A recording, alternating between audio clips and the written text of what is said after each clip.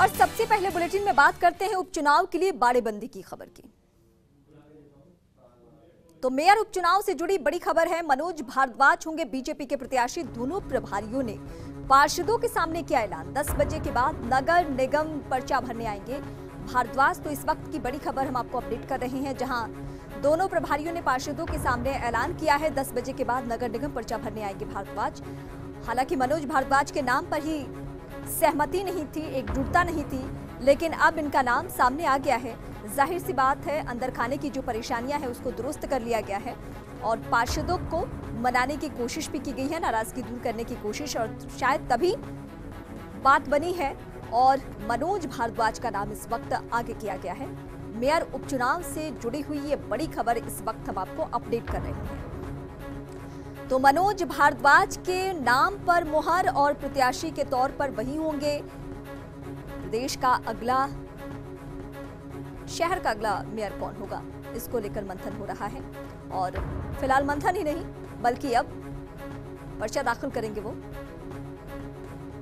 और इसके पहले क्या कुछ हुआ ये जरा हम आपको बता दें। बीजेपी के 30 ऐसे पार्षद थे जो कि नाराज थे, इनके नाम पर सहमत नहीं थे।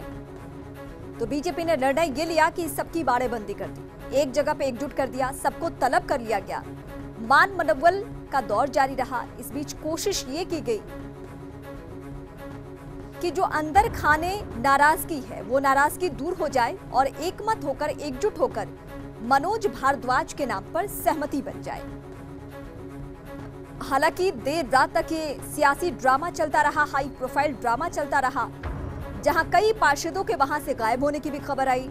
बिना बताए वो वहां से निकल भी गए। अल्टीमेटम के बाद भी, तलब करने के बावजूद कई पार्षद होटल नहीं पहुंचे थे, रिजॉर्ट नहीं पहुंचे थे। लेकिन इस बीच अब आज की और इस वक्त की अगर खबर हम आपको अपडेट करें तो मनोज भारद्वाज का नाम फिलहाल तय हो चुका है। इसके अलावा लाटा के नाम को भी लेकर बहुत गहमा गहमी मंथन, कहा यह भी जा रहा था कि बगावती सुर देखने को मिल सकता है, क्रॉस वोटिंग की संभावना थी। हालांकि अब सब कुछ दुरुस्त करने का दावा किया जा रहा है।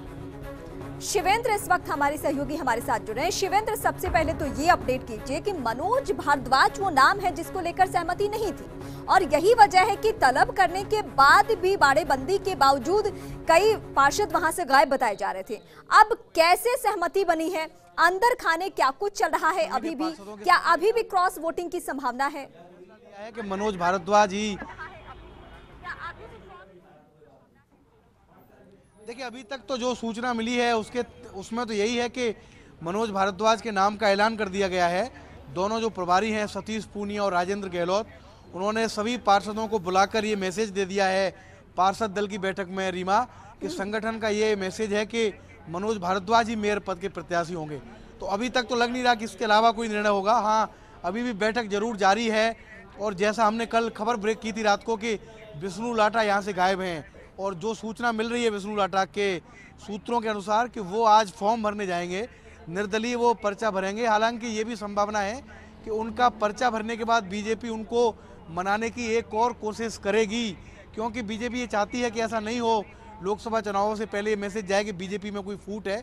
लेकिन जो कोशिश थी, जिसके लिए बाड़ेबंदी की गई थी कि ऐसा मैसेज जाए कि कोई फूट नहीं है, वो तो कोशिश विफल हो गई, क्योंकि विष्णु लाटा यहाँ से निकल गए और वो अपना मोबाइल भी स्विच ऑफ किए हुए हैं।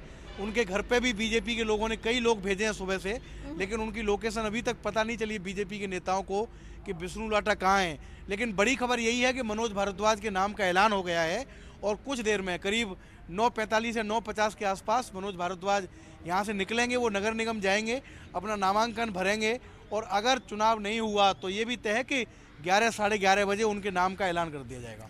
मनोज भारद्वाज को लेकर पहले से ही ये सूरत बन रही थी कि उनका नाम ही तय है। इस बीच जब नाराजगी की खबरें आई तो सबको तलब कर लिया गया, रिजॉर्ट में ला दिया गया।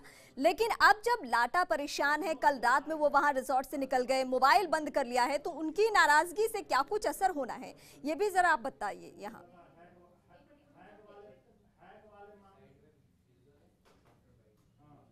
नाराजगी का असर इस लेवल पर तो है कि बीजेपी अभी भी ये चाहती है कि जो उनका चुनाव है मेयर का वो निर्विरोध हो, ऐसी स्थिति नहीं आए कि बीजेपी का कोई पार्षद बागी होकर चुनाव लड़े, लेकिन अगर वो किसी कीमत पर मानने को तैयार नहीं हुए तो बीजेपी को कोई बहुत ज़्यादा फर्क इससे पड़ेगा नहीं। अगर मान लीजिए कांग्रेस पूरा का पूरा समर्थन विष्णु लाटा को दे दे, ऐसी स्थिति में अगर वो चुनाव लड़ते हैं तब भी विष्णु लाटा के लिए मेयर का चुनाव जीतना दूर की कौड़ी है, क्योंकि बीजेपी के पास 1/3 बहुमत है, 63 पार्षद हैं और वो इतने अधिक पार्षदों को नहीं तोड़ सकते कि सारे से 20 से अधिक पार्षद जाके उनके लिए क्रॉस वोटिंग कर दें। इतना जरूर है कि एक माहौल खराब होगा, जिस माहौल से बचने के लिए ही तो बीजेपी ने बाड़ेबंदी की, इसलिए तो सारी एक्सरसाइज थी कि शिवेंद्र, इस बात को भी हमें समझना होगा, बीजेपी वो पार्टी है जो अपने पन्ना प्रमुखों के भी वैल्यू को समझती है और उनको भी साथ लेकर चलती है। पिछले दिनों आपको याद होगा प्रधानमंत्री नरेंद्र मोदी भी संवाद कार्यक्रम के जरिए देश के अलग अलग कार्यकर्ताओं से मुखातिब होते हैं, तो कार्यकर्ताओं की वैल्यू बहुत ज्यादा समझती है बीजेपी। तो ऐसे में पार्षदों की नाराजगी को दूर करने के लिए इस चुनाव के बाद भी क्या कुछ कवायद की जानी है, इस पे भी जरा नजर डालिए।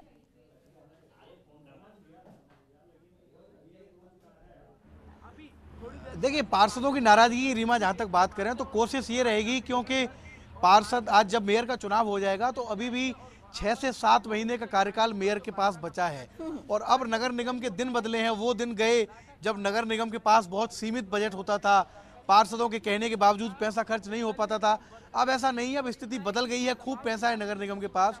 तो कोशिश ये होगी बीजेपी की कि बीजेपी के जो पार्षद हैं, खासकर वो पार्षद जो अनुशासन में है, डिसिप्लिन में है, संगठन के कहने के बाद उन्होंने बीजेपी का साथ दिया है, संगठन का साथ दिया है, तो ऐसे पार्षदों के जो वार्ड हैं उनमें विकास के कार्य ज़्यादा से ज़्यादा हो सकें। उनकी तमाम जो मांगे हैं, चाहे सीसी सड़क बनाने की हो या विकास से जुड़ी और भी कई तरह की मांगे हों, उनको पूरी किया जा सके, जिससे लोकसभा का चुनाव जो होना है 2-3 महीने बाद, उसमें सभी पार्षद एकजुट होकर एक फ्लोर पर आ सकें। लेकिन अभी भी रीमा, ये जो पूरा चुनाव है उसमें मुझे लगता है कि 1 से 1.5 घंटे के बाद रोचक मोड़ आएगा जब विष्णु लाटा निर्दलीय पर्चा भरने नगर निगम जाएंगे। क्योंकि अगर वो पर्चा भरने के बाद भी चुनाव लड़ने पर अड़े रहे, अगर उन्होंने चुनाव लड़ा तो बीजेपी की फजीयत होना तय है। सूत्र बता रहे हैं कि 1 दर्जन से अधिक पार्षद विष्णु लाटा के समर्थन में क्रॉस वोटिंग कर सकते हैं। कांग्रेस के लोग भी उनके लिए तैयार हैं। तो जो मुकाबला अभी भी लग तो ऐसा ही रहा है। मैं फिर कह रहा हूं कि इसमें कोई दुराई नहीं है कि बीजेपी का पार्षद बनेगा, लेकिन जैसा कांग्रेस चाह रही है, अगर विष्णु लाटा ने चुनाव लड़ा तो बीजेपी के लिए मुसीबत होगी और बीजेपी की जो राजनीति है, जो फूट है, वो सड़क पे आ जाएगी।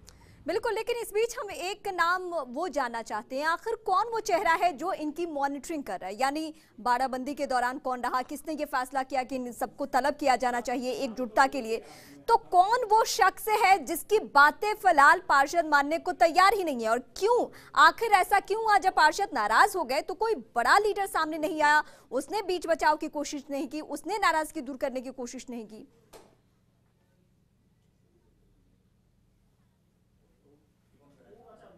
प्रभारी बीजेपी ने इसके लिए लगाए हैं। एक प्रभारी हैं सतीश पूनिया, जो आमेर से जीत कर आए हैं, पुराने नेता हैं, आरएसएस का उनका बैकग्राउंड है। दूसरे राजेंद्र गहलोत हैं, जो जयपुर जिले के प्रभारी हैं। तो जहां तक नेताओं की बात करें तो मुझे लगता है कि मेयर के चुनाव के लिए तो दोनों प्रभारियों का चयन ठीक है, क्योंकि दोनों काफ़ी सीनियर लीडर हैं, बहुत समय से संगठन से भी जुड़े रहे हैं और पार्टी में भी विभिन्न पदों पर रहे हैं।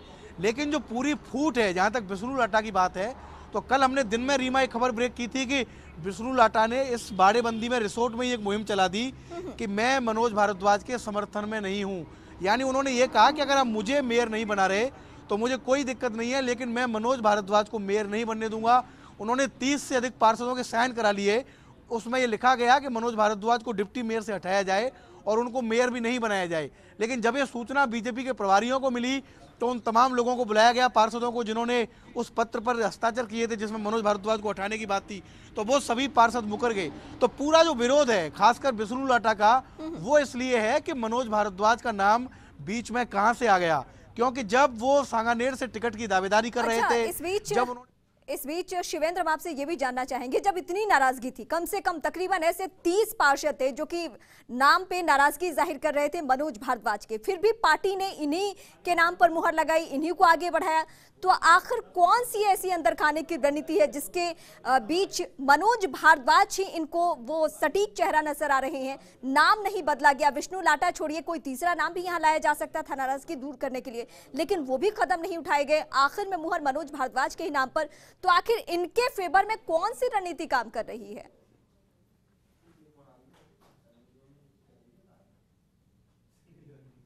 एक पहला बड़ा कारण तो ये है कि नगर निगम में ये परंपरा रही है कि जब भी मेयर का उपचुनाव हुआ है, इससे पहले 2 बार ऐसा हुआ, तो दोनों बार जो भी उप मेयर होता है, जो भी डिप्टी मेयर होता है, उसको ही मेयर की कमान दी जाती है। तो पहली परंपरा तो ये नगर निगम निभा रहा है। दूसरा बड़ा कारण ये रहा मनोज भारद्वाज को मेयर के लिए प्रत्याशी ऐलान करने का कि इस समय जब लोकसभा चुनाव नजदीक है, अगर मान लीजिए मनोज भारद्वाज का नाम भी बीजेपी ऐलान नहीं करे, विष्णु लाटा के नाम का ऐलान नहीं करे, कोई तीसरा नाम अगर बीजेपी लाती तो उससे ज़्यादा फूट पड़ने के आसार थे, क्योंकि मनोज भारद्वाज तो डिजर्व करते हैं, क्योंकि वो डिप्टी मेयर रहे हैं, वो कार्यवाहक मेयर भी हैं। लेकिन अगर कोई ऐसा नाम आ जाए जो डिप्टी मेयर भी नहीं रहा, जो बहुत ज़्यादा सीनियर भी नहीं है, तो ऐसा खतरा था, भीतरघात ज़्यादा हो जाती, ज़्यादा बगावत हो जाती। तीसरा बड़ा कारण ये है कि मनोज भारद्वाज खुद 4 दीवारी से आते हैं और 4 दीवारी में दोनों सीटें विधानसभा के चुनाव में इस बार हार चुकी है बीजेपी। हवा महल की सीट हार चुकी है, किशनपोल की सीट हार चुकी है। तो मैसेज ये है कि लोकसभा चुनावों में इसका लाभ हो, क्योंकि 4 दीवारी में ऐसा माना जाता है कि बीजेपी का